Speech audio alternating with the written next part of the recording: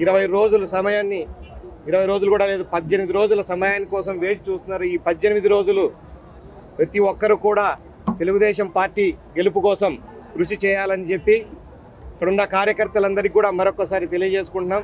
మాకు సహకరిస్తున్న మీడియా మిత్రులందరికీ మిగతా వ్యవస్థలన్నిటికీ ఒకసారి కృతజ్ఞతలు తెలియజేస్తున్నాను. భూపేష్ గారిని అత్యధిక మెజారిటీతో మీరు చూస్తున్నారు. ఎటువంటి పరిస్థితుల్లో భూపేష్ గారు నిలబడ్డారు, ఏమేమి జరుగుతున్నాయో అటు పక్క ఆ పక్క పార్టీలో ఏమేమి జరుగుతున్నాయో ప్రపంచం కోర్టు పోయి నోటీసులు ఇచ్చుకున్న పరిస్థితి వచ్చింది. కాబట్టి ఆయన్ని కూడా ప్రతి ఒక్కరు కూడా మన కడప పార్లమెంట్ సెగ్మెంట్లో గెలిపించుకోవాల్సిన అవసరం ఉంది. ఎందుకనంటే మెగా డిఎస్సి అని చెప్పి యువతను మొత్తం మోసం చేశారు. ఒక పథకం ఇస్తున్నా అని చెప్పి మిగతావన్నీ తీసేసి 100 రూపాయలు దోచుకుంటుంటే దాంట్లో 10 రూపాయలు ఇస్తున్నాడు. మిగిలిన 80 రూపాయలకి ఏమైనా డెవలప్మెంట్ జరిగిందా అంటే 80 రూపాయలకు ఒక డెవలప్మెంట్ కూడా జరగకుండా అది ఎక్కడికి పోతుందా తెలియకుండా పరిస్థితి. ఏమన్నా ఎవడన్నా ప్రశ్నిస్తే కేసులు పెట్టే పరిస్థితి. అరాచక పాలన.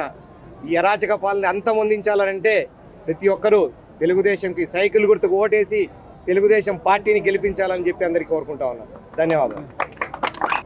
ఈరోజు కడప జిల్లా కమలాపురం నియోజకవర్గం తెలుగుదేశం పార్టీ అభ్యర్థిగా ఉత్త కృష్ణ చైతన్య రెడ్డి గారు నామినేషన్ వేయడం జరిగింది. ఈ నామినేషన్ ఇంత గ్రాండ్ సక్సెస్ అయింది. అదేవిధంగా మనం మే 13వ తేదీన జరగబోయే ఎలక్షన్స్లో మనం పూర్తిగా కట్టుదిట్టంగా మన మేనిఫెస్టోని ప్రజల్లోకి తీసుకొని పోవాలా.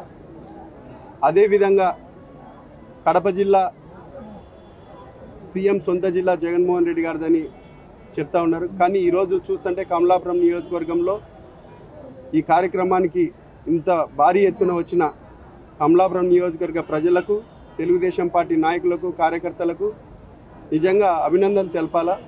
చాలా స్పందన ఉంది. ఎందుకంటే ఈ స్పందన చూస్తుంటే సీఎం సొంత జిల్లా అని చెప్పి ఆ రోజు గంపగుత్తగా ఓట్లు వేయించుకున్నారు. నిరుద్యోగ యువత, రైతులు, పేద మధ్యతరగతి కుటుంబాలు అన్నీ జగన్మోహన్ రెడ్డి గారు ముఖ్యమంత్రి అయితే మా జీవితాలు బాగుపడతాయని వేసినారు. కానీ కడప జిల్లాలోనే ఇంత వ్యతిరేకత, ఇంత ప్రజానికం తెలుగుదేశం పార్టీకి మనకు ఇంత ప్రోత్సాహం ఇచ్చి ఇంత ముందుకు నడుపుతున్నారంటే ఇంకా మిగతా జిల్లాలలో చూస్తే పూర్తిగా వైసీపీ కానీ జగన్మోహన్ రెడ్డి గారి ప్రభావం పూర్తిగా తగ్గిపోయిందని కూడా ఈ సందర్భంగా తెలియజేస్తున్నాను. ఈరోజు ఈ ప్రభుత్వం అన్ని విషయాలలో ఫెయిల్యూర్ అయిపోయింది. నిరుద్యోగ యువతకు ఉద్యోగాలు కల్పించడంలో ఫెయిల్యూర్ అయిపోయింది. ఉన్న ఉద్యోగస్తులకు టయానికి జీతాలు ఇవ్వలేని పరిస్థితి ఈ ప్రభుత్వాన్ని.